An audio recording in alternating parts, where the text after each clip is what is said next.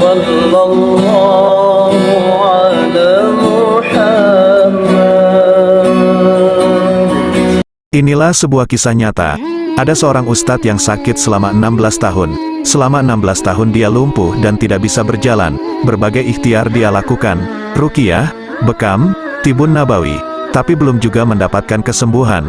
Hingga kemudian seorang ustadz tersebut membuka sebuah kitab. Kitab ini ditulis oleh Ibnu Qayyim al-Jauziyah. Dalam kitab ini Ibnu Qayyim al-Jauziyah menjelaskan bahwa ada dampak ketika kita melakukan suatu dosa, dan salah satu dampaknya adalah Allah Subhanahu wa Ta'ala.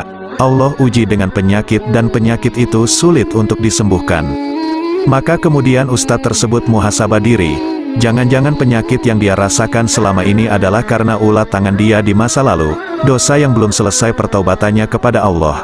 Maka mulai dari itu, dia pun mengambil kertas putih kemudian mencatat setiap dosa-dosa yang dia lakukan, kemudian dia bertaubat kepada Allah Subhanahu wa Ta'ala. Karena dalam kitab itu dikatakan, obatnya hanya satu, obatnya hanya bertaubat kepada Allah Subhanahu wa Ta'ala. Maka kemudian ustadz tersebut hari-harinya mencatat dosa-dosa yang dulu pernah dia lakukan, kemudian bertaubat kepada Allah Subhanahu wa Ta'ala. Allah pun kala itu mengabulkannya karena taubatnya sungguh-sungguh. Kisah ini menunjukkan kepada kita bahwa sakit yang kita derita bisa jadi karena ulah tangan kita di masa lalu. Allah Subhanahu wa Ta'ala berfirman, yang artinya, dan apa saja musibah yang menimpa kamu, maka adalah disebabkan oleh perbuatan tanganmu sendiri, dan Allah memaafkan sebagian besar dari kesalahan-kesalahanmu. Quran Surat Asy-Syura 30. Maka itu ketika kita mempunyai penyakit, namun penyakit itu tidak sembuh-sembuh, cobalah mengkaji badan kita, mengoreksi diri kita. Apakah kita mempunyai kesalahan kepada Allah dan makhluknya? Ketika kita mempunyai kesalahan kepada makhluknya Allah, yaitu sesama manusia, janganlah sungkan dan gengsi untuk meminta maaf, karena itu obat yang selama ini kita derita. Ali bin Abi Thalib radhiyallahu anhu mengatakan, tidaklah musibah tersebut turun melainkan karena dosa.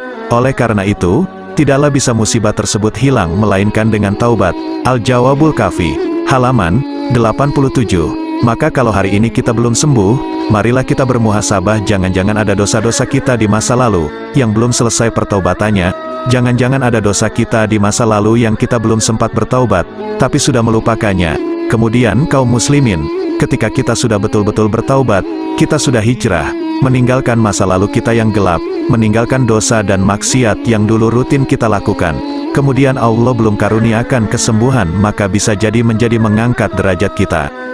Bisa jadi penyakit yang Allah titipkan kepada kita adalah untuk menebus dosa-dosa kita di masa lalu, dan untuk mengangkat derajat kita di sisi Allah Subhanahu wa Ta'ala. Maka kemudian kita menyadari bahwa penyakit ini merupakan cara Allah untuk mengangkat derajat kita di sisinya. Sepatutnya kita bersyukur kepada Allah.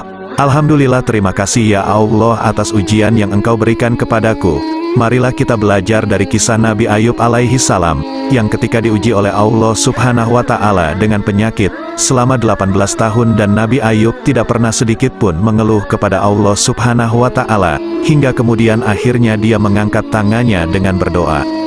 Kita sebagai umat muslim, jangan bosan berdoa dan meminta pertolongan Allah Subhanahu wa Ta'ala, karena doa adalah senjatanya orang mukmin.